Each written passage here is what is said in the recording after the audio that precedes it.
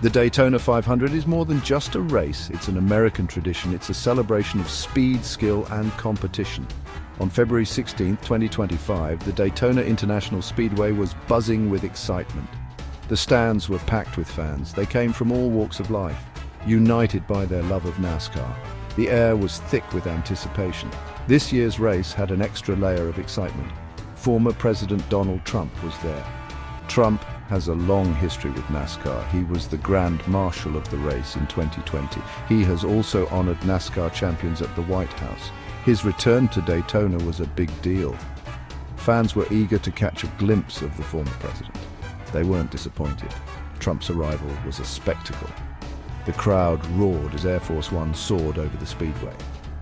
It was a powerful reminder of the presidency. It was also a symbol of Trump's enduring appeal. He may no longer be in office, but he still commands attention.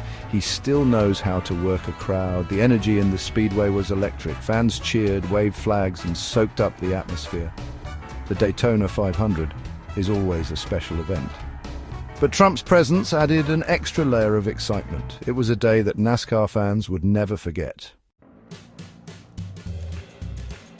The flyby was just the beginning. Trump landed at the speedway in grand style.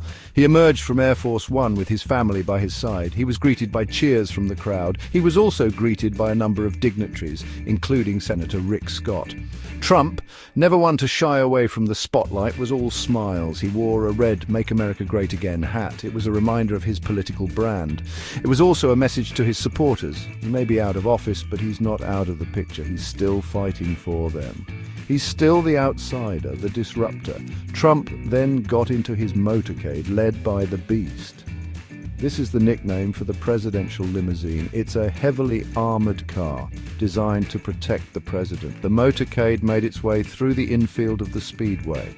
The crowd went wild. They were cheering, waving flags, and taking pictures.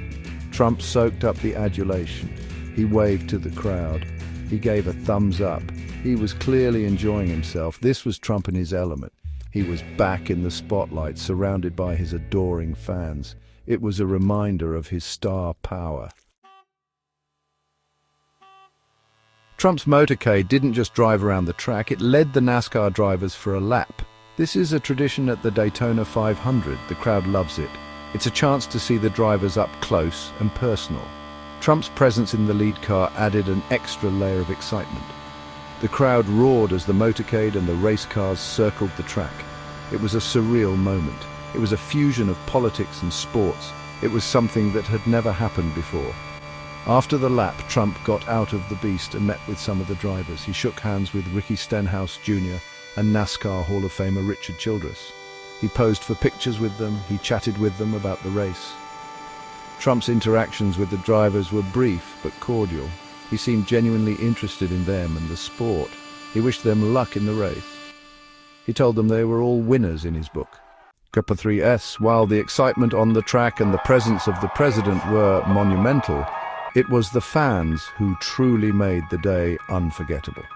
Thousands of NASCAR enthusiasts from all walks of life gathered at Daytona International Speedway, united by their love for the sport. The stands were a sea of red, white, and blue, with fans waving flags, holding up signs, and cheering with fervor. As the motorcade circled the track, you could see the awe and pride in the faces of the spectators. For many, it wasn't just about the race or the president's visit. It was about being part of a historic moment. Interviews with fans revealed a deep sense of patriotism and a shared belief in the values that NASCAR represents. They spoke of the thrill of seeing their favorite drivers up close, the camaraderie among fellow fans, and the sheer exhilaration of the event. One fan, a veteran, mentioned how the day's events reminded him of what he fought for: freedom, unity, and the American spirit. Another, a young girl attending her first race, talked about the inspiration she felt seeing so many people come together. The crowd's energy was infectious, and it was clear that this experience would be etched in their memories forever. And that's it for today's video. Before you go, I want to remind you of something important. Every like and comment you leave not only helps the channel, but builds this incredible community that grows day by day. If you like the content, consider joining the family by clicking the subscribe button. It's completely free and ensures you don't miss a video. Trump's appearance at the Daytona 500 wasn't just about the race, it was about more than that. It was a statement. It was a way for him to connect with his base. It was a way for him to stay relevant. It was a way for him to show that he's still a force to be reckoned with. Trump released a statement about his Daytona 500 experience. He praised the spirit of NASCAR. He called it a display of pure American glory.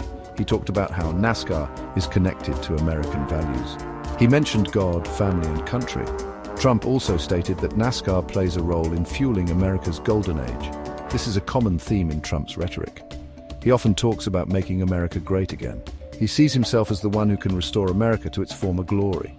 Trump's appearance at the Daytona 500 was a success.